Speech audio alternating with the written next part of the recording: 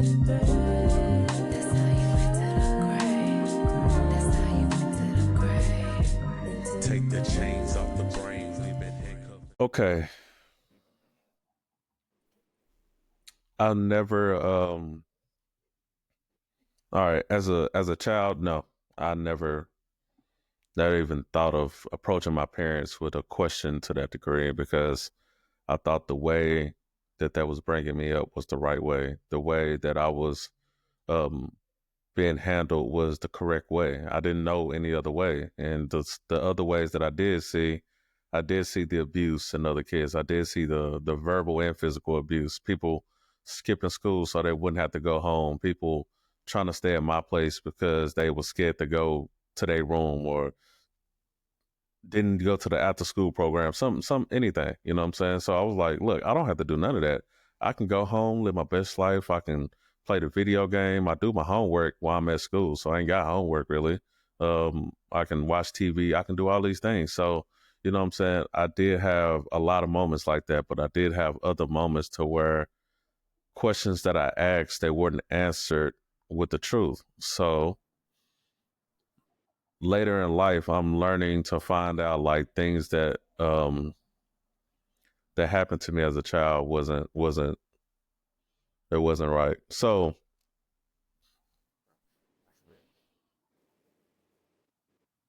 no, all right.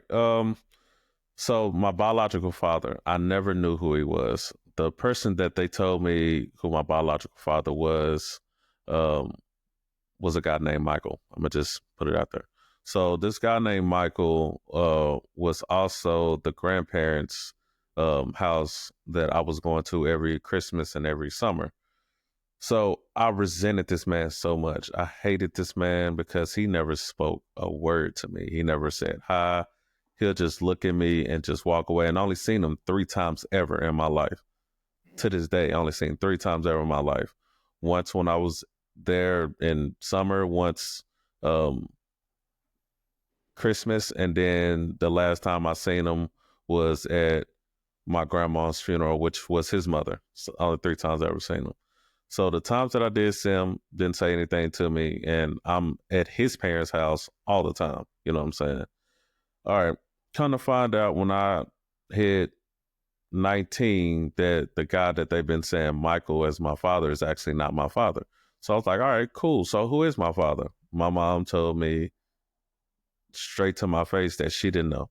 I don't know who your daddy is. And she actually slipped up and said, that's why who you think your daddy is ain't your daddy. And I'm sitting next to her and I look like, what?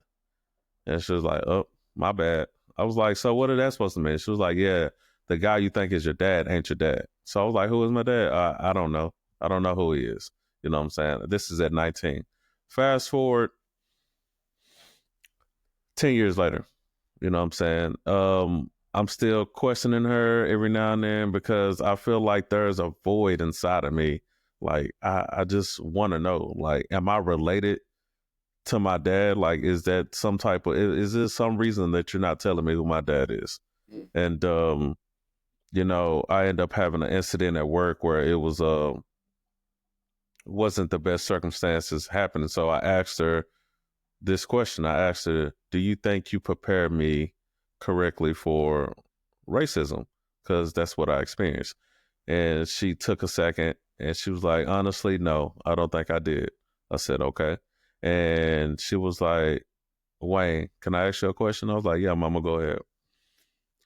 She said, do you want to know who your daddy is? You still trying to find it? You really? I was like, yeah, I do. So she was like, okay, I'm going to tell you this story. She told me a story that didn't really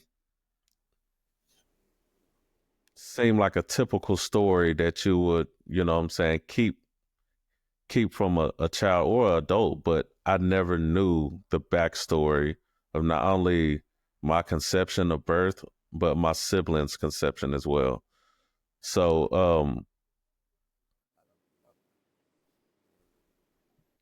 I was a crack baby. So the fact that I was used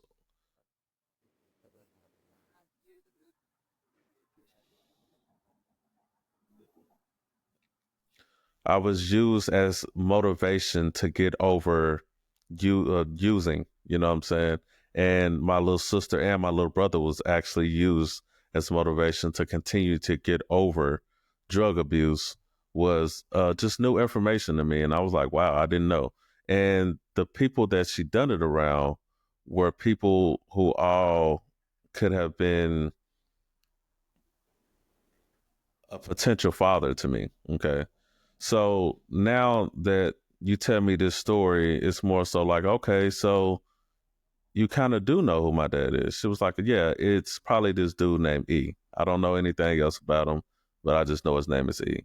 So, okay, so it went from, oh, okay, it's Michael to no, Michael's not your dad. I don't know who your dad is to now it's some guy named E. That's all I know.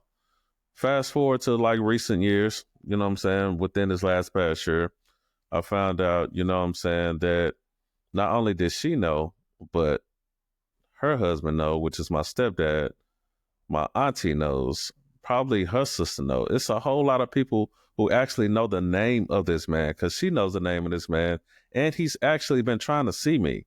So for me to put all that together to say, like, now am I dealing with the information the right way as far as like childhood trauma, knowing like I could have been had a relationship with my biological father just because you didn't want me to have a relationship with this guy. I don't think I'm dealing with it right, but I don't think I'm dealing with it wrong. And it's more so now that I want to communicate that information to her, I can't because a few years ago she had a stroke, had a brain bleed, vessel in her brain popped, filled her head with blood. They said she was going to be as a vegetable for the rest of her life. She made it out of that. She made it out of that, and now she's bedridden for now. And there's slight moments of progression, but it's not like she's able to communicate with me verbally, anything like that. She can acknowledge that I'm there, but as far as like communication, like, hey, you know what I'm saying? How you doing? Or anything to that degree, she can't. But I do go there. I talk to her a lot. I tell her about my day, how things are going and stuff like that. But to actually sit down and be like, hey, I know things now. And it's not because you told me. After I asked you consistently over and over again, I don't know if that's the right move to make, being in the condition that she's in. Because I feel like that's almost kicking somebody while they're down, but I'm not also getting what I need out of my mom. And it's tough, you know, it's really tough because I thought as truthful as I've been to her, especially as a kid, telling on my sisters and brothers, she could have ran it back for me. Like, hey, just show me Yeah. that to some degree you could have gave me some type of comfort knowing like, hey, he wasn't your dad. We took a blood test when you was birthed and we knew he wasn't your dad a long time ago. But the grandparents was like, I don't care what that blood test says. You're our grandchild. So every summer and every Christmas, we expect you at our front door. And that's what happened. Every summer and every Christmas up until I was 13 and my grandma passed away. My grandpa's still alive. Hey, shout out to David Gates. That's my guy. He's the reason I'm the man that I am today. He told me, yes, sir, no, sir. Look a man in his face. Firm handshake. He gave me all the semantics that I needed to become the man that I am today and to continue to be a better man and progress in life. So I could have learned that from my biological father if I knew who he was. Things that I learned, I felt like I missed the opportunity to learn if I knew who this man was. So, have I asked her? Have I unpacked that with her? No, I haven't. Should I? I feel like I should, but I don't know. I don't know what I expect to get out of it because it's not like she can reply to me. She can understand me, but she can't reply to me, and it's heavy right now. Even with the family members that know who my dad is, and I hope you're watching right now, you're trash as fuck for that. And I hate that. I really do. I really hate that because I've done nothing but be loyal to everybody that's in my life. So, Yeah.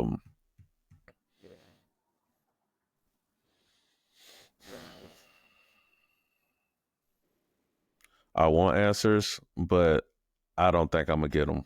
And that's all I got. But you have asked the questions though. Definitely. For sure.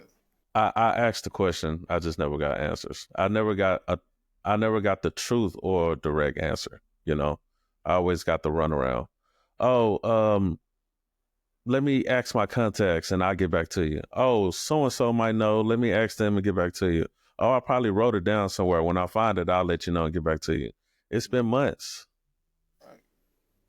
I did the 23andMe. I did the ancestry. I appreciate Ash for, doing whatever you can to help me with this situation as well. And shout out to, my brothers. Shout out to CJ Watson. He's been there. Shout out to Shamash. It's like I understand like everybody wants to help me find out, but it's tough because it's not like it's written on a chalkboard or it's I can just type it into a phone and then it spits out information. You know what I'm saying? But it's like I don't know. I'm hitting dead ends. I'm hitting brick walls. But I know that I'll find them, and when I do, it'll be no thanks to my parents. So um, I'm trying what I can. I'm doing what I can, and I had to take a moment today. I was gonna go see her today and let her know like this is something that I was gonna do, and I don't know. I think I gave too many opportunities for her to and him and everybody else to approach me with the information, and they haven't. So now it's time to do it my way. You know what I'm saying? So asked the question, just never got the answers. Gotcha. I heard you mention that he wanted to see you, Yeah. reaching out to you. How did you get that information? Um, I got the information, I think a couple weeks ago. I was told that he's been reaching out to my mom and my pops. Mhm. So it had to be at least the last few years before even she got in the condition that she's in now. So he's probably been, what I'm saying, hey, I just want to talk to my son type situation, which is the information that I was given. And she's just been blocking it. And she told my step pops, and he's been blocking it too. So the fact that he works for the city of Dallas, and the fact that my uncle used to work with him, and now he's passed away, and my auntie, who was married to my uncle, conveniently forgot his name. You know what I'm saying? I don't know. It's tough, but I did receive that information, and it's tough because even if he wants to see me or know me, I think it's still, to some degree, he has to know, like, hey, he knows who I am. Reach out to me directly. I'm a grown ass man. I'm grown as fuck. You know what I'm saying? And nobody can't tell me anything. So if you know who I am, reach out. That's all I'm saying. Uh, that's it. It's not hard, but it is hard because I am 34. I'm about to be 35 years old. You know what I'm saying? Who know how much time I got? Who know how much time he got? You know what I'm saying? So, um, yeah, I recently found that out, and I don't know. I reached the point where you reach to, like, you know what? Mhm. Fuck y'all. You know what I'm saying? I reached that point because it's like everybody's lying to my face now. You know what I'm saying? Yeah. Except those that I mentioned. Yeah. Except those that I mentioned. And it's tough to know who in your corner, who you're not, and they supposed to be blood. Right. But you see, That part. attributes, blood, all of that. Yeah. Like you said, like that's Yeah. blood. Any That don't mean they're your family. You don't treat me like family. Yeah, you my blood, but you ain't my family. Mhm. You ain't my family at all. So I had a conversation with my brothers about this that last night. I told them that this was happening. So Mhm. I mean, take it like they may, but I mean, I just want to know who he is, to be honest. That's why I'm at with it. Definitely deserve answers. Yeah. But in the lonely space, try to find some peace within that alone time and within those thoughts. You have to mentally, I know you're capable, mentally build something that can hold you together. You have to. Sometimes you have to do the work yourself. Seriously, mentally, make sure you build something to hold you together. You get what I'm saying? You have to. You have to. And I've then been back to that brick wall almost every time. And you've been trying, and I feel it. I can feel the want. Like, I can feel my wanting to want again through your shit. And I'm still not giving a fuck. But about as far as mine, because I had to build that. I had to build that to stand on it. And it's sad that we have to do that, especially as I can't imagine how women feel going through it. But as a man, you have to.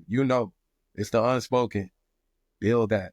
Build that. Build some type of glue to hold you together. And don't put it on somebody else. You get what I'm saying? That's right. why yourself. Because people leave, people pass away, people this and that. You got to have a little system going on within you, something to hold you together. You have to have that. So figure it out, hold it together. But don't. One thing I don't want you to do is blame yourself. Oh no, Don't let I've done a spiral. lot of that. Yeah, I'm good on that. Yeah, don't do that. Don't spiral. Don't spiral. And it's a lot of happiness down there. Crazy part.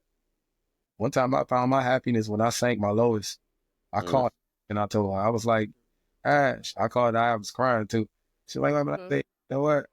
I was so depressed. I was so down. Like I was at my lowest. And guess what? Guess what I found? My happiness. That shit was down there the whole time. Damn. Wait for me to find it. You feel me? And then we just laughed and talked on the phone. We just laughing and talking. I don't even remember exactly what I was going through that day, but it was a hell of a day. It was a hell of a day. And yeah, you know what I'm saying? Like, yeah, build you something and you'll find a lot down there too. You'll find a lot down there that can help you. Those attributes that you lost in your innocence when you were a child and all of that. It's a lot of stuff back there. The backwards journey is so important.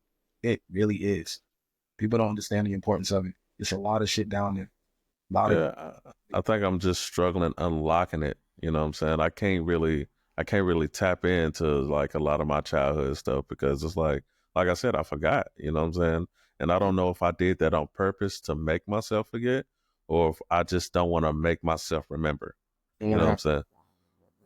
you want to go so far back to you starting over to climb back to what you built initially. You know what I'm saying? I feel that. I feel that. It's gonna feel, but yeah, yeah. I necessarily do the work. Do the work. Make sure you have some type of little system or mechanism. Or hold on to a certain amount of your discernment to where you don't allow certain people to get close to you, no matter how good it feels, and all of that shit. Like when I say mechanism, I mean mechanism. Build that shit.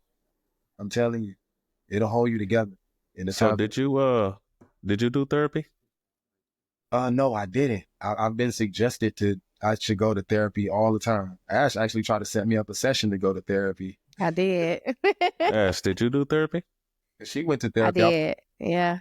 I'll be asking everybody how their experience was because I Right, think a certain type of person. One, not just because you got a degree to be a therapist, that I'm just right, gonna open myself up to you. When it took right, people, when it took people like Ash and Aisha and people that I feel close and comfortable enough to be open with, I'm not gonna just walk into your office and be open like that. When it took people time to get right. to just share every damn thing and trust that you're gonna give me the best advice in the world. No, you want to go out to lunch? Like it's supposed got to be a date for me to pick a therapist. Yeah, Like, like oh, you got to make me comfortable. Like, yeah, give me some time. Like, let's talk. Let's go. Let me learn a little bit about you too. Let's share information. And then, right. yeah, like I don't know. That's just how I feel when it comes to therapists. And then it has to be the right type of therapist. I mean, I don't know. I don't want to say it has to be the right type of therapist because you can get It information. does. You can get information and advice from anywhere and everywhere. Anywhere, anybody. Yeah, I agree with that. I won't. It doesn't have a look. It doesn't have a color. It doesn't have a, gender. Uh, but it Mm, does. It does have a spiritual connection, and it does have to have a certain type of allure for me to open up emotionally, or safeness, comfort, and stability for me to open up and trust that the information. It has to have a certain type of intellect for me to trust what's coming out your mouth, because there's some stupid, smart ass motherfuckers out there, and that's true. I don't want to talk to everybody. This is not my That's vibe. true. I want to hold a long conversation with everybody, and especially I want to have a conversation with you with a notepad out. What can you remember? What That's what meant enough for you to actually remember and hold dear to? I know you got clients. There's a whole bunch of shit with therapy. I will go though. I'll try it out. Like I'll just look at it as if it's a tarot card reader. Fuck it, and then I'll go. I'll trick myself, Okay. and I'll tell y'all what happened. I heard you make a noise, Ash. And I'll see what happened. Go ahead. I already know what you're about to say. Go ahead and say it. All right. Well, okay. One, It's to something what you said though, just to let you know. because okay, so it's just about the therapist. Like, it's not just information, right? So I do think, because they're not just dumping stuff on you, it does have a certain look, a certain color, a certain feel, a certain this. Like, it has a certain something. Mhm. It has to be something that's the total package for you. So for me, I needed to, and I mean, do what you, not you, anybody listening, do what you will with this information. But for me, as a Black woman in my 30s in America, I needed someone who had that experience. Mhm. And I didn't want to, while I got good advice, good Mhm. words from people who didn't look like me, were not my skin color, were, I don't want to say hundreds of years, they was not that old, but like, decades older than me. I got it, but I need to actually take it, apply it, make it become who I am and things like that. Like, I needed it to be from another Black woman, which is the one that I referred to, which I will drop her, Lakeisha Hayes. Hey, Lakeisha Hayes. Y'all can find her on Psychology Today. Just type in Lakeisha Hayes, Orlando. She's the best. She is the best. She does cognitive behavioral therapy, or CBT therapy, which is really just taking your thoughts, diving deep into them, and rewiring your thoughts. Like, she's amazing. So it's just using you to get through you and get to you is basically it. But you unpack a lot of stuff. And like yourself, Randy, I suppressed a lot of stuff, and she was helping me to uncover that in ways that I'm like, ask me this simple question that I've been asked before, but it's how you did it that made me think about this, which was adjacent, and then brought it back. So I recommend her to everybody that I can. And people go to her, they have great experiences with her. So there's that. But I was just saying, I think it does have to have a certain, it has to have something that speaks to you. I don't know if you as a Black man could listen to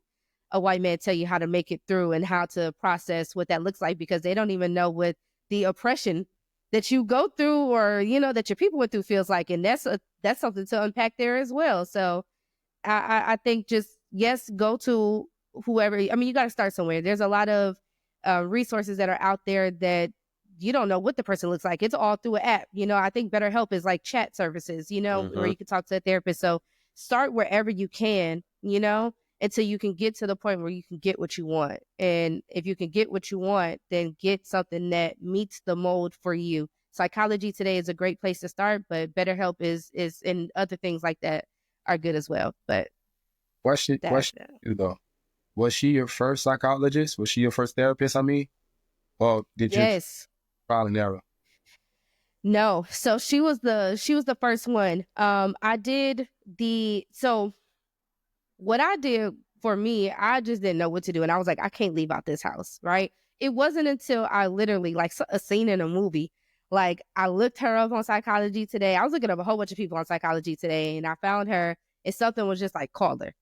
And so literally I heard call her. And so I was like, if I'm gonna do this, Ash, if you're serious about getting over this agoraphobia and making a change and living your life, like, you gotta break out the house. Just prove to yourself that you can do it. If it hurt, if you cry, if you die, whatever, just prove that you can do it. And so I literally grabbed my phone. I had her number in it, shaking, trembling. I opened up the door and ran out. I'm crying. I was like, hi, I need to schedule an appointment. And she was like, okay. I was like, I need to see you now. So she was like, you can see me Monday. All right, girl, it's Friday night.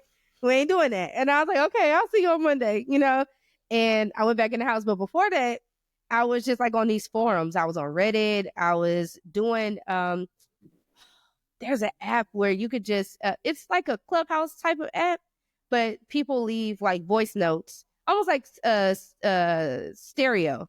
Is it called stereo? Yeah, stereo. where you could do like the voice notes and people can hear it and they can respond to it. So I was doing stuff like that, just saying like, hey y'all, like I can't leave out my house. I'm scared. I'm terrified. And people are just kind of like giving advice like that. So it helped me not feel alone because I had very dark and like suicidal thoughts during that time. So it helped me to be like, oh, I'm not the only person. Okay. All right. And so that's where I started it. And then I got to the point where I'm like, okay, look, I need a therapist. I need somebody to help me. So I went to her. And then after her, I ended up getting another therapist because I was like, I need two. Like I need extra help. I wanted to get, I was going through some relationship stuff. And I was like, I want a man's perspective as well. I ended up dropping him because he was saying, I mean, she was saying all the stuff that he was saying, but I was like, okay, well then cool. I can just stick with you, girl, because Jesus, the price. So, but I needed two therapists. I was having 2 therapy sessions a week, just trying to get over that relationship that I went through. But I always recommend therapy. It's nothing like what I thought it was going to be. It's not how it is on TV. It's not like, oh, they just fill this out. They close the book. All right, ding, time's up. All right, see you next week. Like, it's not like that. She had that notepad in front of her, but I swear she never used it. Like everything. She was talking to me like she just knew me like every session. So, and she does virtual sessions as well. So there's that. But yeah, it was great. I recommend therapy to anybody, just at least to give it a try. It doesn't hurt to try. If you didn't like it before you went and you don't like it afterwards, you know what I'm saying? But if you end up loving it, then great, you know? So there's that. I'll put that on my to-do list for this year to go do therapy seriously. But I really feel like I find a lot of the answers and advice and with the people that I'm comfortable with talking to, honestly, like thank God for that. I haven't always had people that I can talk to. You get what I'm saying? That I was comfortable talking to, or even fuck about what they had to talk about either. That's real. Yeah, you feel me? Like I find my help like in little spurts. I feel like if I got to that point where you were, well, like, oh God, I need a therapist. That is, you feel me? Like I'm running out of people. Yeah. Everybody done turned their back on me. I don't care, but I get it out in spurts. You know what I'm saying? I figured out little things to do. Like when I cry, I always suggest go look in the mirror because it make you laugh at how stupid you look. And I have my little things that I do to just bring me back. You feel me? I feel like I've been depressed for so long. I done, like, you feel me, MacGyver some goddamn remedies just to get right. Yeah, depression is real. Anxiety is real. So real. So real. Trauma is real. That shit real. So real. That shit real. It's not a decision. No, it's really not. People try to make it seem like it is. Like, you think I want to feel like this? I would rather not. It's not as simple as being like, Not as simple. I feel good today. It's not that simple. Once you spiral, it's not. There. Yeah. Oh, So, do you have any kids? No, I do not. I want a son, though. I want one. I'm 100 years old. And I want Shut one. up. Okay. Well, this question is for both of y'all, but I'm going to word it different for each one of y'all. When you do have kids or a kid, what are things that you can implement to prevent your children from feeling like they won't have to deal with the trauma you dealt with? Oh my God, being the me that I've become, surviving it, loving on them to the utmost, paying attention to every idea and thought that they have, every move they make, listening to them with 5 ears instead of 2, watching them with 17 eyes instead of 2. Bro, you sound like an angel. I ain't gonna lie to you. The biblical description. You're the biblical angel. You sound elevated. No, entertaining every thought that they have. Not downplaying any dream or vision. If they feel like they can fly, I'm supporting that. I'm supporting it. I'm not going to support you jumping off the bridge. Test the theory. I mean, that's supporting it, though. To a certain degree. Okay, there we go. All right. Making sure they understand, first and foremost, what respect is as well.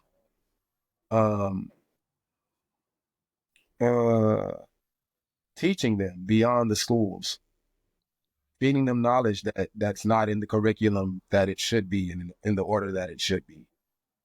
teaching them the necessary tools that I feel like they need to actually survive.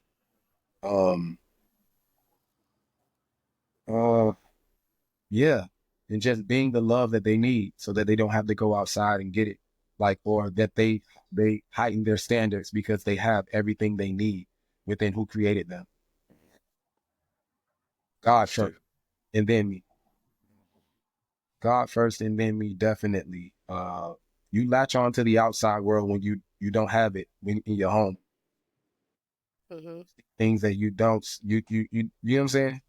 You feel feels that you should have felt already outside of your home, and then it's, yeah, I'm heightening their standards before I release them into the wild, so that I they know feel that.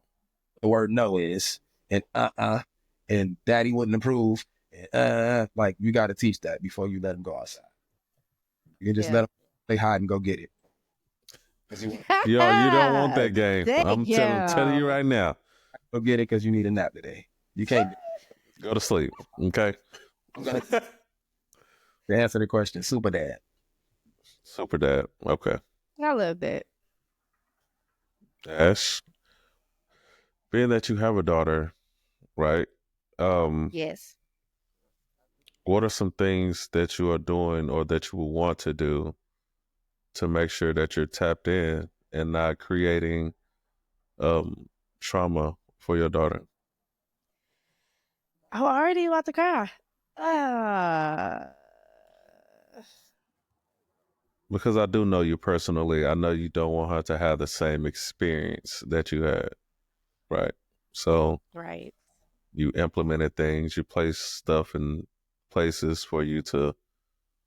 I don't want to cry. Okay. All right. Okay. What am I doing to make sure Yes, that my daughter does not go through what I went through? right. Because you don't expect that she is having any childhood trauma, do you? No. I Right. talk to my baby a lot. Ugh, See, I that's don't one of think the I can things you make do. it. I can't make it through the question. All right. Yes, you can.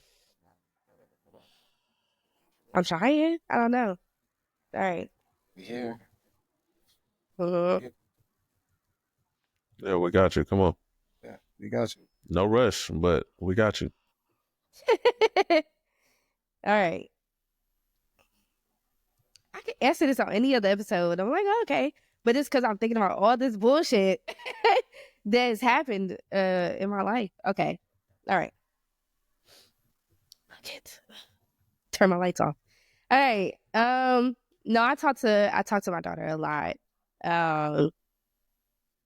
I've always talked to her a lot. Like, I literally, since she was a little baby, like when she was first born in the hospital, I'm like, she couldn't even talk back. I'm talking to her. I'm like, listen, I promise you, well, you gonna be good. Like, I had her at 19. You know what I'm saying?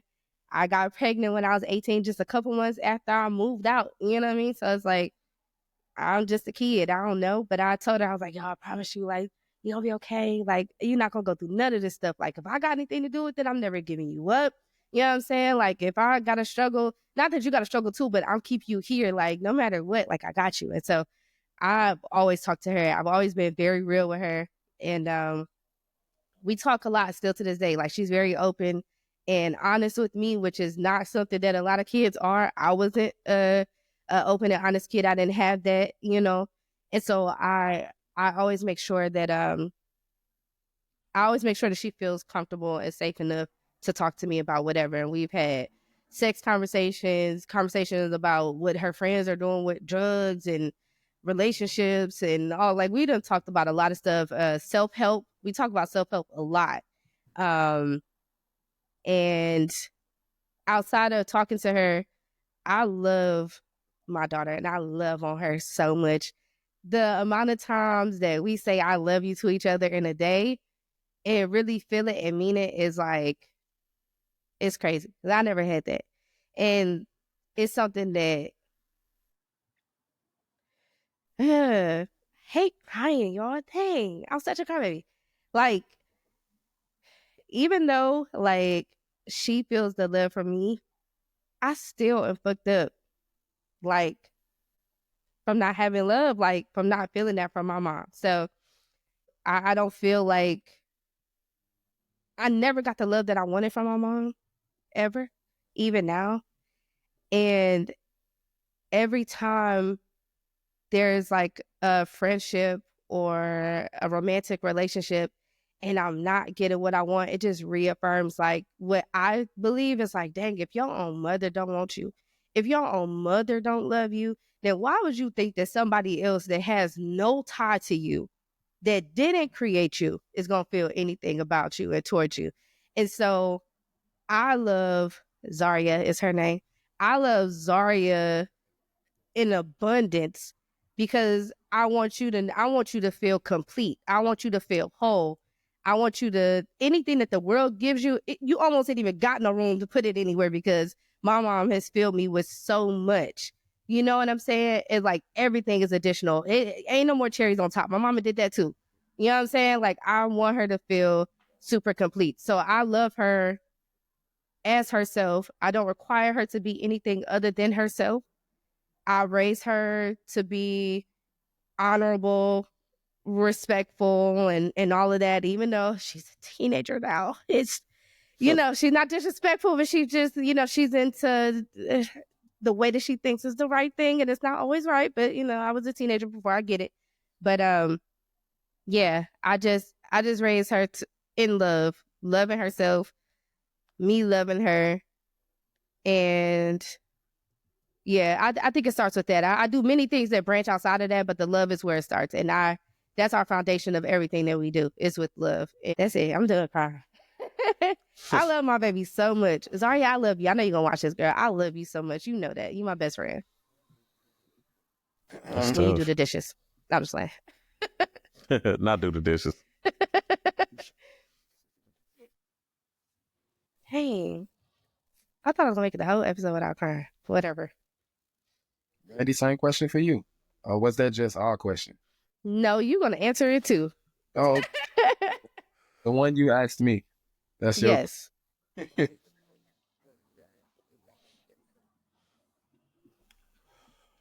Okay, I would love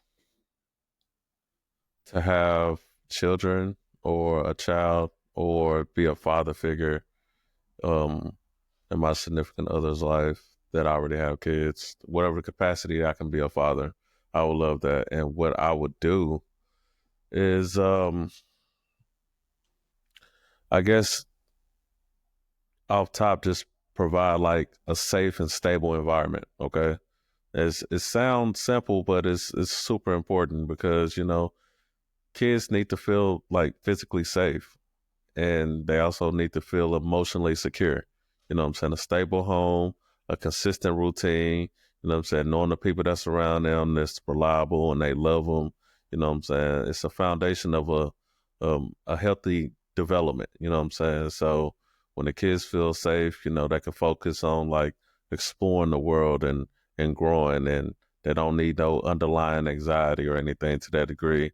Um, Part of that stability is like positive relationships as well. So, I want to make sure that it's a lot of conversation and deep diving or surface level diving. I still want them to have their privacy, but at the same time, I want them to know, like, hey, I'm here if you want to talk. You know what I'm saying? But I need to be involved with teachers. I need to be involved with other friends, parents. You know what I'm saying? I just want to have a super supportive interaction with everybody that's around. So I feel like they make a difference um, when it comes to like trauma or like um, just any irregular emotion that a child might go through. You know what I'm saying? Um, One thing that I didn't learn that I would want mine to kind of like get a better grasp on and endure is like how to bounce back from setbacks. Um, we go through things and we just automatically assume like, oh, it's the end of the world, blah, blah, blah, blah. And I had to teach myself it's not the end of it. You know what I'm saying? It's not always smooth sailing, but it's a way that kids can develop a healthy way to cope with stress and all these other things that we go through. So like knowing how to like deal with it, like go back into the lab and then come back even better. You know what I'm saying? Sometimes it's not always about fixing it. It's about actually showing them that it's okay to have feelings. It's okay to be upset. It's okay to feel mad. It's okay to, you know what I'm saying, process those feelings in a healthy way. But I didn't always get that. So I would want to implement that when I do have these parameters in place. Of course, mental health is definitely big, not just for adult, but for kids as well. You know what I'm saying? And just being resilient and ensuring that they always know that I'm trying to be not just a parent, but a friend too. Because sometimes, parents is cool, but having somebody I can actually just sit down and just be like, hey, man, this is what I'm going through. You know what I'm saying? This is what I'm going to do. All right, cool. All right, cool. Now go do them dishes. You know what I'm saying? Okay, You know what I'm yeah. saying? But, I think being vigilant, like you said, Zoe, you know what I'm saying? I need 17 eyes. You know what I'm saying? I need 5 ears, you know what I'm saying, as well. But I just want to make sure that I'm doing anything and everything that I could because um, even though my focus is on elsewhere of being a responsible parent, I also want you to know that I'm also tuned in to your mental, your physical, your emotional psyche to help. You know what I'm saying? I'm not trying to tear you down. I want to give you words of affirmation. I want to give you anything and everything I possibly can to let you know that I'm here for you as your father, as your friend, and as any other teaching idol that's in your life. You know what I'm saying? I don't want them to be like me. I want them to be better. You know what I'm saying? So that's why I do feel like I'll be a good daddy though. I ain't gonna lie. That's that in the world. I feel like you'll be second base. I'll be first base type shit. Wow. It's not a competition. It's not a competition. No time now. You feel me? He said, what happened? Aw. You said, what you say? I said you can feel like I'm second. Everybody always say, "Dog, so you'll be amazing dad." I've been hearing that my whole entire life. While I was a child, they're like, "You'll be a good dad." I'm like, "I'm a child. I'm a I child. can't even do it yet. Can't even." Well, I know y'all personally. Y'all both would be great fathers. I've been hearing that. And I mean, y'all both know Zaria, big headed ass. No, I'm just like y'all both know Zaria. Damn. So y'all both are positive influences in her life as well. And so like that's saying something because she is not an easy she's strict. You know what I'm saying? So, she feels some type of way about you. She like you. She got good things to say about you. She trusts me. She done thought it out and but yeah, I think that y'all both be great fathers. I really, really do. And I want that for both of y'all. Y'all had a kid, so I don't have to have them. Okay. That's tough. I'm just saying, I'm gonna have more kids. I actually want to have more kids this year, 2025. Mm-hmm. What? Okay. I do. I want to have more I kids. mean, I don't know if you'll make January, February. I'm gonna. There's gonna be a pregnancy. Okay. What? 2025. Yeah. Yeah. Actually, what? I know. Surprise. I know. Baby fever probably sitting in heavy for her. I mean, I want the whole family thing. It's funny, we're talking about family and childhood and stuff like that. And I'm like, I want to build, like, it's been me and Z for a while. I was married, divorced for a long time. You know what I'm saying? Single for a long time. But I want to build a family. I really, really do. That's where I thrive. I thrive in being a mom, being a wife. Like, I thrive in that. And so it's going to happen this year. I don't care if that sounds crazy. It's going to happen. So, okay, good. Okay, good. Yeah. Okay, good. It's going to happen. It don't sound crazy.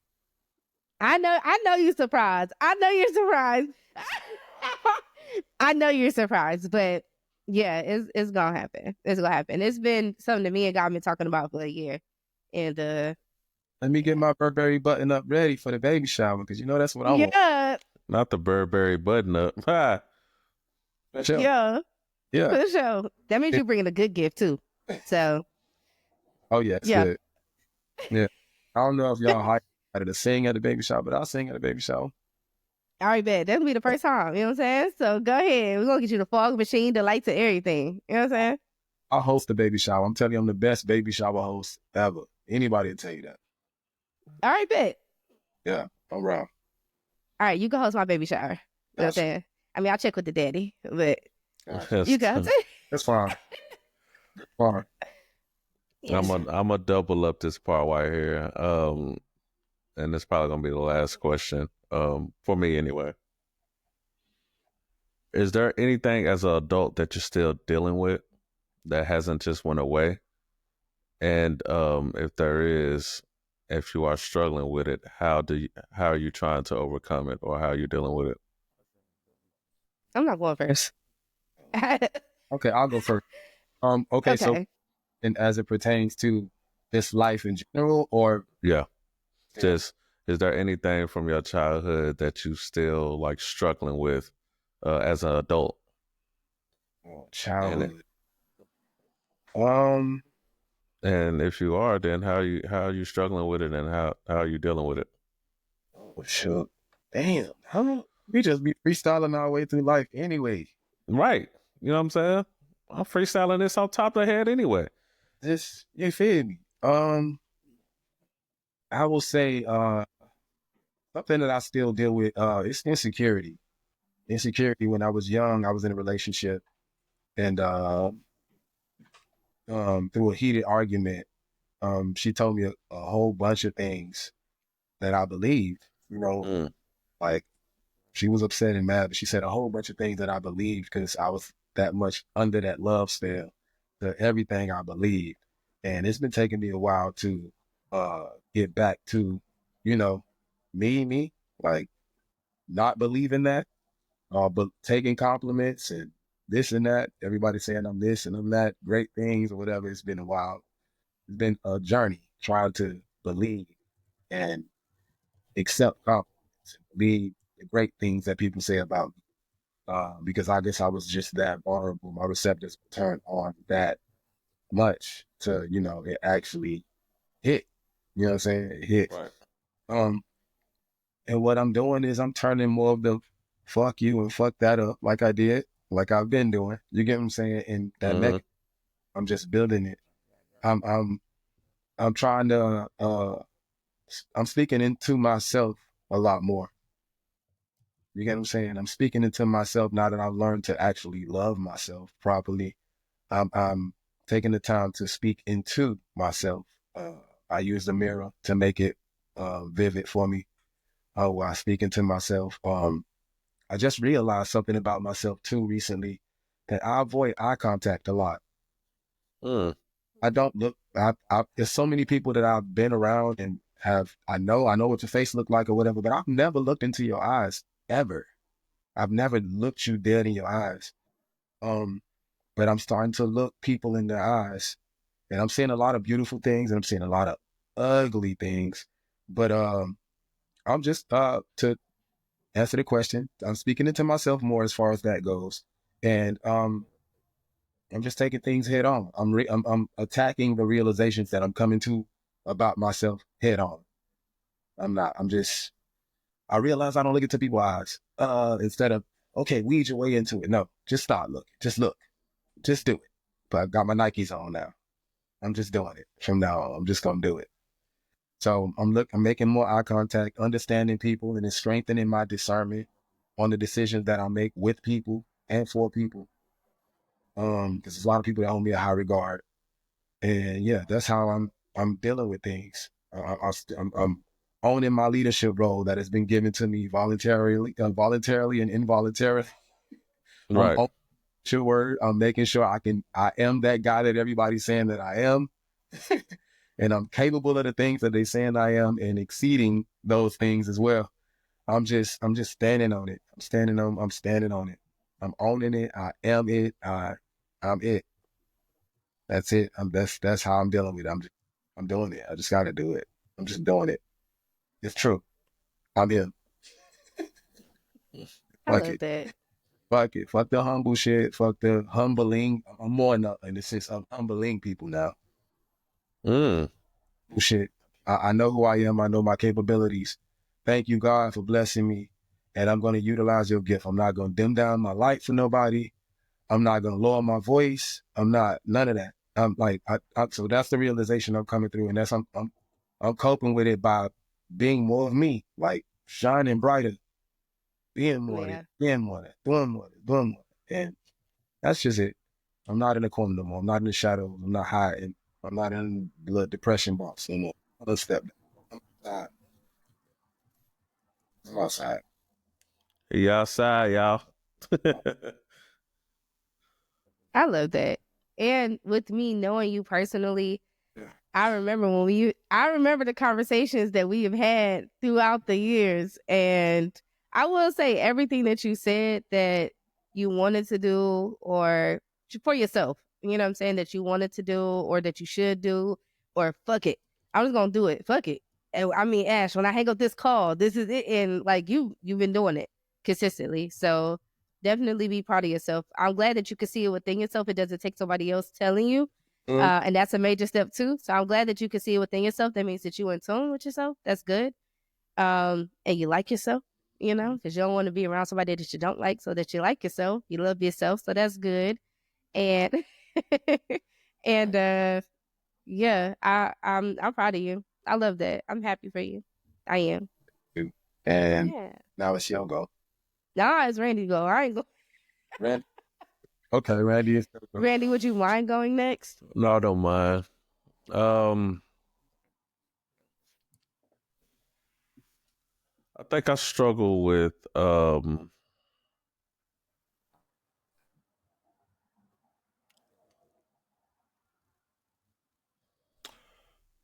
to say this.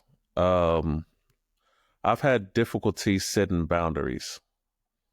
And I struggle with personal boundaries and overgiving as a people pleaser. You know what I'm saying? I did it a lot as a kid. As I became an adult, I was doing the same thing. But I come to realize that everybody doesn't deserve that energy and doesn't deserve that part of you. And you know, I'm learning, actually, just a little bit out the voicey. Like there's I need to set parameters because I gave people access to me that don't deserve it, and they don't need it. You know what I'm saying? And it destroyed friendships, it destroyed relationships, and I'm just trying to be better and regulate that. You know what I'm saying? I overcompensated where I fell down. Um, I wasn't like I set a boundary and I wasn't enforcing it. You know what I'm saying? I gotta prioritize, you know what I'm saying, self-care. I gotta create clear boundaries, you know what I'm saying, and be very direct. And I gotta learn how to say no without feeling guilt. Every now and then I have to do um, just a self check with myself to make sure that I'm showing self respect to myself by setting these boundaries versus um, shifting it from guilt. You know what I'm saying? So, I mean, there's value within myself. You know what I'm saying? And that's what I'm trying to continue to harness within me. So I struggle with the boundary setting. So I'm getting better. It's a process. Forever becoming. Okay. I remember them days, Randy. I ain't gonna lie, boy. Um, I it remember is. days. I'm not saying them days that your days. I'm saying I was that. It's fuck. I learned the hard way. We got to speak on that no more because that's. That's in the past, right? But yeah, as I'm still going through it, Mhm. I learned the hard way. That's all it is. I learned the hard way, and if I had somebody to tell me this, Mhm. you know what I'm saying, or show me better, you know what I'm saying, I could have implemented it, but I found out after things became critical, you know, and it actually destroyed things. So at that point, it was like, you know what, I should have done this. You know, I was asked to do this, but I didn't know how much it meant to that person or to whatever degree. So, you know, just boundaries is actually at the beginning of the year, that was my word for the year. It was setting boundaries. You know what I'm saying? So I remember that. Somebody very special told me that. So can't have access to me like everybody else do. So Gotcha. You most definitely on the right path. I'll tell you that. Yeah. I'm trying. Ash. Oh, um, well, I say that you're doing a good job with what you're doing too. You're in tune with yourself as well, and you're doing a great job. It's not easy, and it's not something that can be done quick unless you're that type of person that just like fuck it. You know what I'm saying? This is just what I'm doing. You know what I'm saying? And you know, sometimes it takes time to become that person because you still are so emotionally attached to emotions that you don't realize that like, oh, cutting them actually don't feel that bad. Right. It was just all in your head. You know what I mean? Right. But I think you're doing a great job. I'm still in that phase because it's like, you don't have to overcompensate for people to like you. Like you are legit all encompassing. When you step in a room, I don't care if it's digitally, like you feel that bitch, bro. You feel it. You feel it. Like Facts. I'm working on coming into the know of that. Not the same situation as you, but like I said, believe it. Believe, like you hear it. Don't just they gassing. Believe that shit. Like you're all encompassing. Yeah. When you enter a room, legit, RDJ's here. He's here. It's people that enter the room. It's like, oh hey, you're here. You enter, you're there. You're here. You got that. You got that spotlight on you. I'm telling you, you shine. I appreciate that, K. To overcompensate or respond to everybody in a certain amount of time so that they'll continue to be cool with you or continue to this or continue to that. And not everybody deserves your time. You're worth a lot more when you're not accessible. You get what I'm saying? Somebody You got better mad. say that shit. Clip that. Listen, bro, somebody got mad at me the other day for not following them back. They followed me and I didn't follow them back.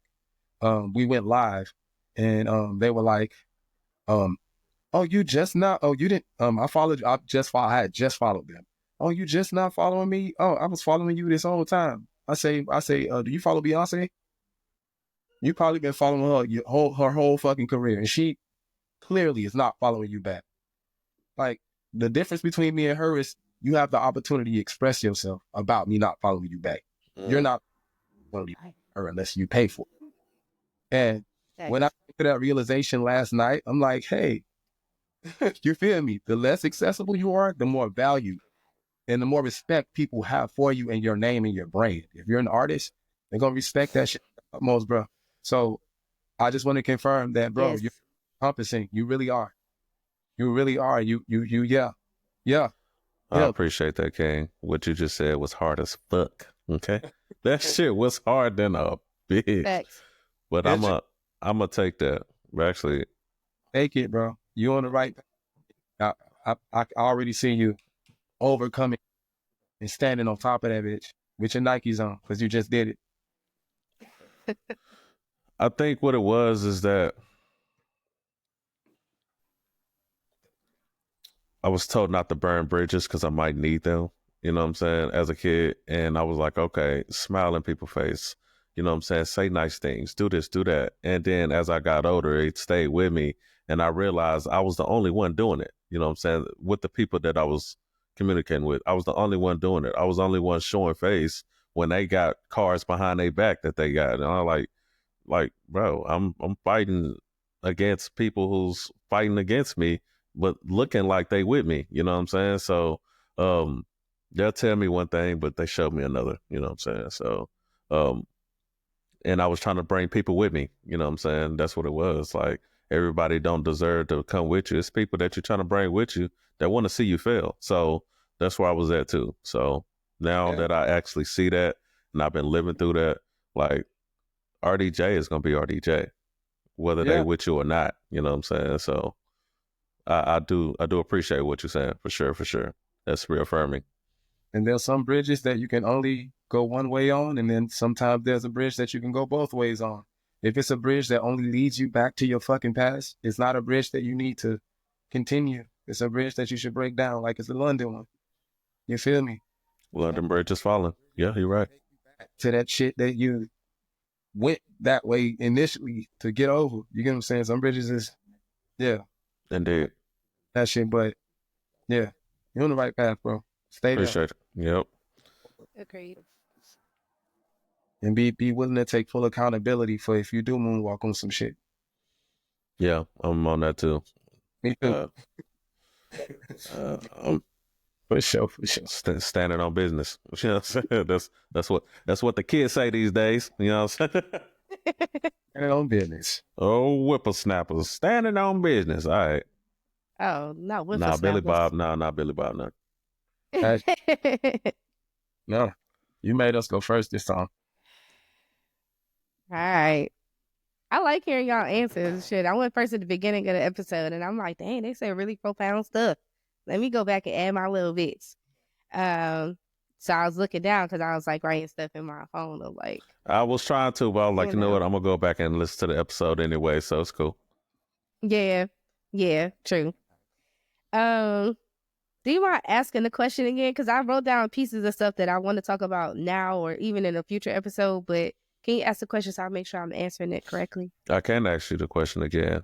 The question Thank you. is, are there things from your childhood that you're still struggling with as an adult? And if there are, what are you doing to deal with them? Yes. How are you handling it? All right. I ain't gonna cry. Cry. All right. Anyway, so I would say one of the things that I'm doing, yeah. Once you move your shoulders, that means that's it. But exactly, exactly. Okay. But I said this. Y'all both probably heard me say this before. But something that I got from my childhood that as of recently, probably within like the past 2 years, I've kind of stopped and or trying to stop is performing. So I had a very performative childhood where people pleasing, but I call it performing because you got to put on this act like everything's okay. And especially the person that's hurting me, I had to make sure that they were in a better mood, you know? And I like, it just was, it was a lot of, it was just a lot of stuff that I was going through. And like I said, a lot of it was psychological. And so even though this person inflicted pain upon me, I'm supposed to go and make things better. And that was just, it was crazy. And so what I had to do was perform. I had to pretend to not be Ash that's hurt and mangled. And visually, I could see her just on her bedroom floor, like crying, you know what I'm saying, bloody or whatever. I had to be this character. And that character was well loved. That was a person that I was in school. I performed at school because y'all can't see that Ashley is tortured and tormented. You know what I mean? So I'm the fun girl. What's up? I'm way we loud. You know what I'm saying? When I, ended up leaving home, I'm wild as me and my bitches. We outside. You know what I'm saying? Like it was all of that. And I lost a lot of the girl, even though she was traumatized, she still had some things about her that I really, really loved. Like I did like love certain pieces of myself. I didn't love myself, but I loved certain pieces of myself. And I just totally disregarded her because the performer was well loved and well received. And I find myself doing a performance in front of people I want to love me. And it's like when I'm showing them the real Ash and like giving the real Ash, I feel like sometimes I'm still treated as like, it's an option. It's optional with the Ash is in my life. Where I'm showing them like, yo, like, you my best friend, or you my man, or you're my this, or you're my that. You know what I mean? Like, Not saying that you can't have more than one or whatever, blah, blah, blah, but I'm just saying I'm trying to show that person in that moment when I'm with them, like, this is it. And like I said, I'm trying to stop it, but it's like, unless I'm performing, I'm not getting what I want.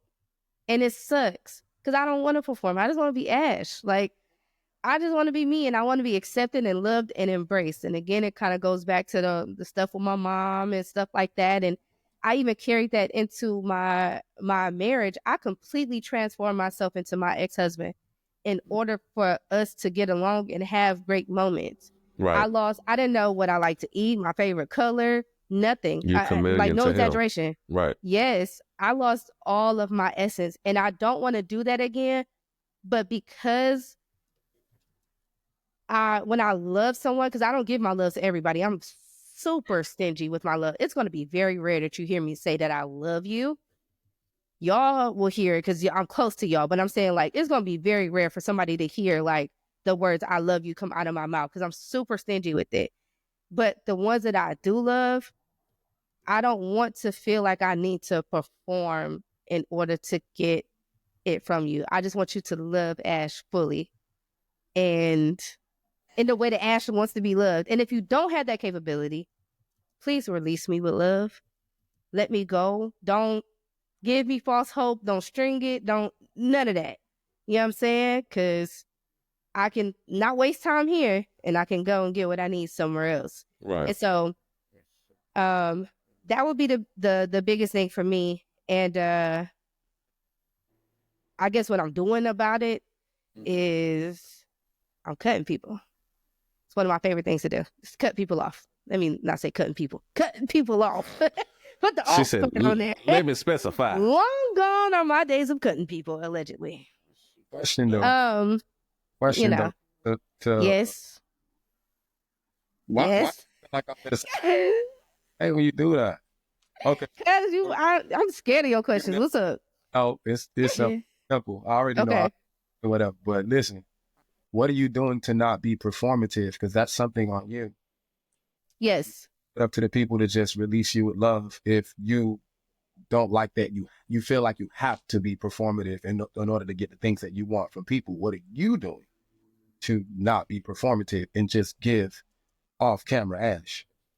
Yes. So what I'm doing, the reason why I say release me with love is it just all ties in. So I am being authentic. I'm being genuine. I'm being honest. I'm being transparent. Mm-hmm. This is all the Ash comes with. Mm-hmm. Are you equipped to handle that? Mm-hmm. Yes. No. Release me with love. No. I'm out. That's what I mean by release me with love. I'm not putting the responsibility on them. I'm glad that you asked that question because when people listen to it, I want them to know I'm not putting the responsibility on other people. I'm putting it on myself to be like, okay, can you? Can you not? The thing that makes me mad, which I'm working on again from my childhood, the reason why I was seeing the therapist as well is because of my anger. I no longer have anger issues. Mm-hmm. I don't think. But I was working on that. The thing that makes me mad, because I don't play about myself, I don't play about my time, I don't play about the things that I give, especially from my heart. If I present, this is Ash, can you handle it? And you like, yeah, because you want to reap the benefits of Ash, but I'm slowly finding out, motherfucker, you actually can't, and you don't want to. That's going to piss me off. That makes me furious because you wasted my time and you played with me when you didn't have to. You could have just released me with love. So, or, whatever. But yeah, it's on me. I take responsibility for it. No, it wasn't about taking responsibility. More so of what are you doing to not be so performative? But you did answer the question already. What I was going to say, in addition is, I would suggest in your trying to overcome that is consequence. Before they can release you with love, not having you, your time, you're this, you're that, you're that. Yes. The consequence is no longer having you. So yes, agreed. Before they and you release them with love. I feel like you're giving it to them to, once they realize they can't handle it. No, it's on your discernment. And once you decide that you don't feel like they can handle it because they haven't shown themselves approved, you release them with love. And the consequence behind that is no longer having whatever they're going to feel once you're gone. Whatever the emptiness, Yes. that for So sure. I agree with you, and I do both. I do both. I do. I do both. Given the scenario, I'm telling you, I do both. I do both. I'm just laughing just cause. I'm sure you do. I do. Pretty sure. I know you do, actually. I'm about to say you should know. I do. Okay. Yeah. So, what I'm saying, like when I'm presenting who I am, I'm very upfront. So this is like the beginning stage of I'm saying this is who I am. Like it's not like I'm giving you small doses. If it's a coworker that's trying to be cool with me, I'm like, all right, look, girl, hey, I listen to rap music all the time. I pray, I cuss a lot. You know what I'm saying? I'm trying to give you is you cool? No? All right, cool. You know what I'm saying? Yeah? Okay, cool. And then when I do the things that I told you that I do, then yeah, I will step. You know what I'm saying? Like, but it's going to make me mad if you start performing, pretending that it's cool because you want to just keep reaping the benefits of me. Because I come with a lot of greatness, okay? So you want to keep reaping the benefits of me, so you start performing, and I find out that you are putting on the act, that's going to piss me off. That's going to make me mad. But my favorite thing to do is to block people and leave people. And to be stingy with myself. You'd be hard-pressed to hear my voice outside of this podcast. You ain't got my phone number. Hey, follow me on Instagram is probably the closest you're going to get to me. And I listen, I don't open up DMs. I don't do none of that because having access to me in any kind of way, being entertained by me in any kind of way is a privilege that not everybody's going to get. So, yeah. Gotcha. That's legit. Too legit to quit.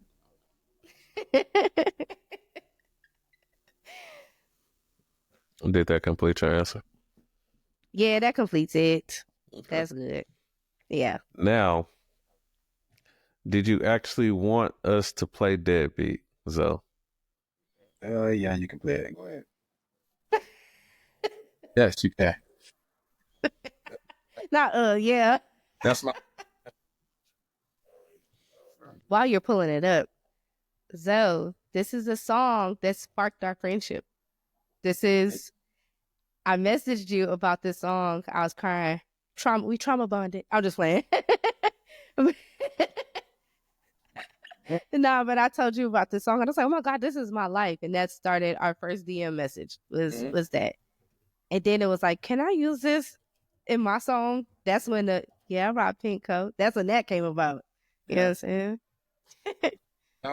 Music is the only thing that enters your soul without permission. So you feel me? Yeah. Hey kid, clean your ears. Go get your new pair of headphones. Oh yeah. If it ain't doing the healing, it shouldn't be in that. Yeah. I think that's the first time I heard that music, the only thing that enters your soul without permission. What's what you said? Yeah. That's hard.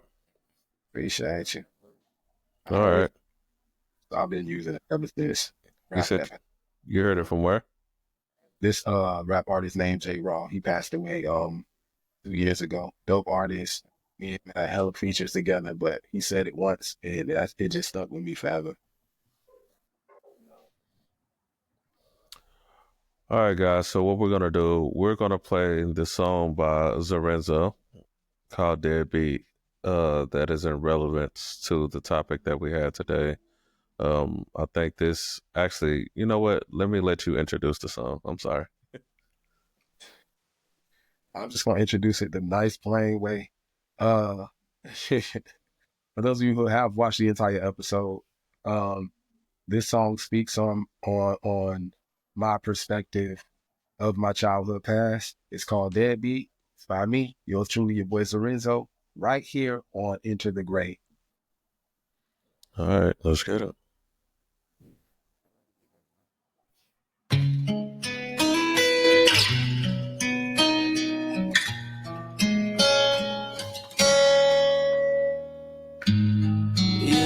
ask me who is my father, and I'll reply, don't wanna be bothered, cause he has me torn. Daddy, I can't help it that I was born. Ooh, why'd you lie? Why do you deny that I'm your son? Stop living a lie. You have kids, more than one. I am not your only one, so please accept me. I'm responsibility. I'm responsibility. So daddy, step up to the plate. Oh daddy, before it's too late. I'm so tired of you doing me wrong, Daddy. Just pick up the phone, so Daddy. Step up to the plate, oh Daddy. Before it's too late, you can stop doing me wrong. Just pick up the phone, and I can help that I was born. Boy,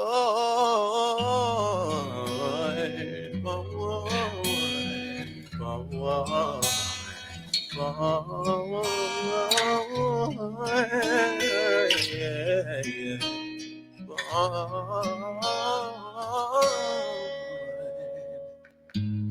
You ask me who is my mother.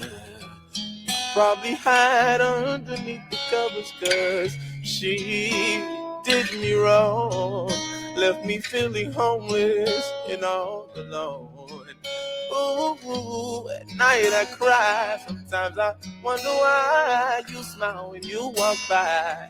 Stop living a lie. You have kids and I am one. In fact, I am your oldest one. So please don't neglect me. Take responsibility. Take responsibility. So mommy, step up to the plate, mommy, before it's too late. And I'm so tired of you doing me wrong. Oh, mommy, just pick up the phone. Oh, mommy, step up to the plate. Oh, mommy, it is not too late. You can't stop doing me wrong. Just pick up the phone and I can't help it. I was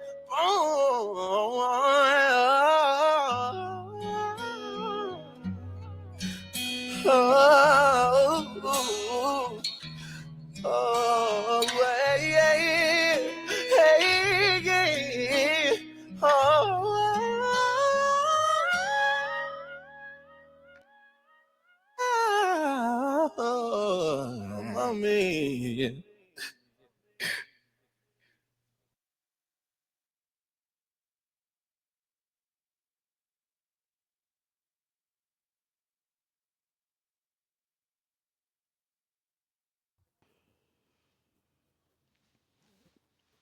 Okay.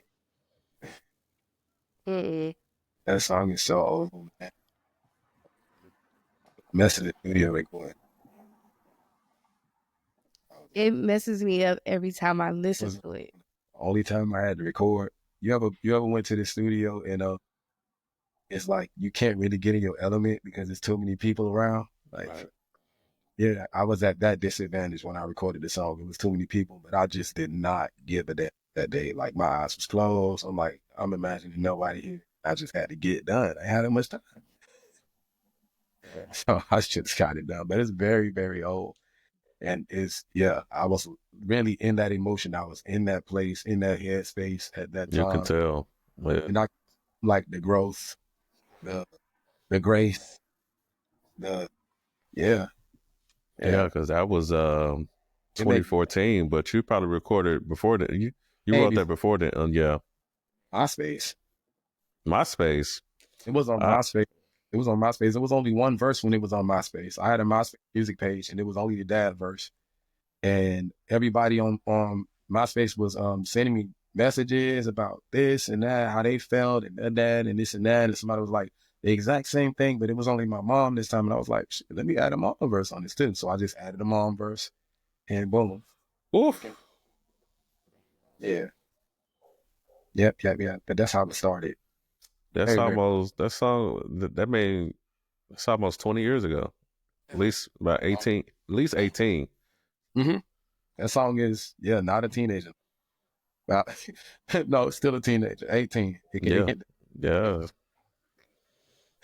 It's That powerful. It's especially when you can relate. You know what I'm saying? Like it's Mm-hmm. powerful by itself, even if you can't. But if you can, it touch Mm-hmm. a different part of you. Yeah.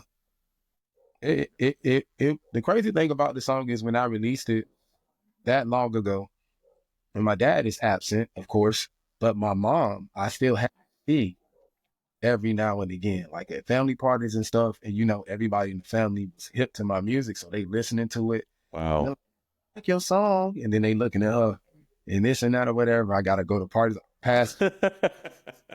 Remember what I was saying earlier, as like I would put the messages in songs and stuff like that, but it still falls on their ears, like oblivious to the fact, like, oh, you talk, oh, you sound good. Do you not know it's about you? Like, how you right, get kudos on a song that's talking about how wrong you? Like, what you You talk? did me right. right. You like this? I didn't expect to double tap it. Like, what's going? Are you You double tapped it. It's crazy. Double tapped it is crazy. Yeah. It is. saying? That's why I said that when we first, when we were first talking about it, I was like, I made music, to try to give the message. That was before I explained whether I asked the question of why or if they felt like whatever. That was this, and that's what I'm talking about. This right here, and a couple of other songs as well. Like, it's about you. Like, you don't want to have a conversation because I made it, and people know it and people hear it. You don't want to have that. If that doesn't provoke a conversation in you, then you just oblivious. So you just act like you don't know. So that's why I had to turn my don't give a fuck on. Like, you know what I'm saying? Mm-hmm. Yeah. Later, shit, you still don't want to talk? Yeah. I'm just trying to give a hint. No? Okay, well, Damn. type. So yeah. There's something that you said that it doesn't necessarily go with this episode, but it's something that I try to drive or instill in people, even within myself. But I really try to drive it home for other people. When you talked about being in the studio, now you know the impact of the song that it had for yourself and for other people, even 20 something years later, and let you know that you was doing the right thing. But the situation didn't look or feel right. Like you didn't want that many people around. You didn't want to, if you could have picked it to be the perfect studio and the perfect setup, you know what I'm saying? Who knows what song you would have created, but the fact that you actually did what you were supposed to do regardless and in spite of, like, that's how we should be living our lives. Like, just doing what you need to do, just get it done. Like, just right then. It might not look good. It might not feel good. It might not even be the right time. Just do it, you know? That's the thing. I think that's the very thing that made it what it was. Mm-hmm. I didn't feel good. Why go to a space where you feel good to create something that is supposed to embody how good you didn't feel? Right. Feel like I was in an uncomfortable position and I didn't want to be there. And that's exactly what I was singing about. And I feel all work together. Like, I don't want y'all. I don't want you here. And I didn't want to be in this situation. I'm in the situation I don't want to be in, singing about a situation that I didn't want to be in. Don't want to talk about, Yeah. You feel me? Type. So it actually, in hearing you, it made sense. I needed to be there and I needed to be uncomfortable and I needed to not be happy with my situation right now while I'm trying to record this song, Yeah. So, you get what I'm saying? It made sense. It took you saying it for me to understand. Yeah, that's why it worked. Yeah. Yeah. I love that you did it. Yeah, but me and the engineer, I probably would have overthought the hell out of that shit, trying to make it sound cute and all this extra shit. Yeah. But yeah. And maybe not put it out. You could have overthought it so much that it just sat in the vault and it never got out and it would have never, done what it was supposed to do. It built friendships and, we discussed it here. People are going to be healing from listening to it. Or even if they are healing, they'll process. I feel like it's a song of processing. And so you'll process through that song, hopefully. And I know I do every time I hear it. Like, it takes me back to all the feelings. And the first time I listened to it to now, like the first time I listened to it, I was like still in it. That's before I went to therapy and everything. Because that was like, 5 years ago when I first listened to it? That was before therapy and all that. And now when I listen to it, I'm like, I still feel that, but like, look at where I am now. Like, I feel better. So I just thank you. I've told you this before. Like, thank you for walking in your purpose. I always tell you that. Thank you for walking in your purpose. Like, you just do the things that need to be done regardless. And it might not make sense to you, but it'll make sense in the end. And I love that you do that. So I appreciate it. I appreciate it. And especially the last part. If for someone that always makes sense in the end, I just be doing shit. You just be facing. I'm gonna keep for saying, real. We ain't got no book to say how you supposed to do it. I don't Right. know what. There's Yeah. no instructions or no guide to tell you like Right. the only thing that kind of gives you symbolic meaning to do that is a Bible. How Yeah. you supposed to live your life. That's the only thing. Yeah. Yeah. We learn through trial and error or other Right. people's trials and tribulations. And I see the error and I'm like, I don't do No, I that. don't want to do that. Eh. Exactly. hmm You know? Hard So, pass. Yeah. Hard pass. For real. For real. For real. Did you have any closing statements that you want to give the people, Zoe? Any words of advice? Anything to that degree? I guess I'll outro with you guys before I even talk to the people that's viewing. I want to thank you both for having me on this on the Enter the Great podcast. Okay. Guys, for allowing me into the gray space. Because I'm finding out now that I needed this. I needed this. And it's been a pleasure, like not only being invited on this platform, but experiencing you two at different instances in life, just in life, seeing the progression in you both, as a man and a woman, black man and a black woman, thriving, making it, holding y'all head high, and encouraging other people to do that. You got to be at a level to boost other people up and even build a platform for people to stand on and lift their voice. You get what I'm saying? So I commend you both for that. I'm super proud, Ash. And I'm super proud of you too, Randy. I've commented that in y'all first podcast. Saying that, I appreciate it. Episode, I need you guys to like, comment, and subscribe. Please do. Because these are my people and I believe in them. And I need y'all to, you feel me? Even if y'all don't, I'm still going to be here. But hey, I need y'all to as well. I appreciate that too. That's love. Yeah. Appreciate y'all for having me on the platform and making me comfortable enough to say shit I didn't plan to say. I didn't either. And shit I didn't plan to share. I feel that. I came in with a different mindset. I was gonna come in guns blazing, but then it was like, hey, it's gonna be a little deeper. And I went deep as I needed to go, and I got resolve when I did that. And y'all definitely invoked a different person out of me coming today. So I had a moment of clarity. I really did, because I was gonna be like, I'm going into that, I'm busting that shit up, but you know what I'm saying? It ended up becoming like, you know what? I don't really need their validation. You know what I'm saying? I'm gonna do what I'm gonna do anyway. You know what I'm saying? So a lot of our stories align, which just confirmed for me that it was meant to be. We have so much in common. Past and childhood till it's crazy. It lessened the blow. I didn't have to be as angry as I was because I heard you got a little bit off. You got a little bit off. Yeah. Like I came thinking I was gonna be upset. I thought I was gonna be upset after I heard the topic said out loud finally, because I asked you. Yeah, you guys lessened the blow for me, and I appreciate that. That allowed me room to like think before I spoke. You get what I'm saying? Yeah. Right. Because I had to wait my turn. Sometimes I went first, which but I appreciate all in all, I appreciate you guys, and I'm so happy for this platform. You guys really need to like and subscribe, you guys, and comment. I'm telling you, for the viewers, I'm talking to y'all. And now that I'm talking to y'all, let me let y'all know again where you guys can find me. You feel me? Yeah. Put that out there. Your platforms by typing these letters, ZORENZO. Again, that's ZORENZO. Third time is always a charm. ZORENZO on all social media platforms. I will be waiting. Thank you guys again. And I've enjoyed my time. We need to have conversations offline too. That's true too. Yeah, I'll true take that. that for sure. I mean, for real. I like it. No, I didn't know it was 2.5 hours, to be honest. I ain't gonna lie to you. Yeah. Look at that. Look at his face. Y'all see his face? You're like, damn. You know it's real. I got my drink over there. I ain't even picked my cup up. I forgot. It's just not once. Not once. You know. not once. That's true. Ash, you got anything? Yeah. One, so I'm so happy. Oh, well, Zorenzo, you know I love you.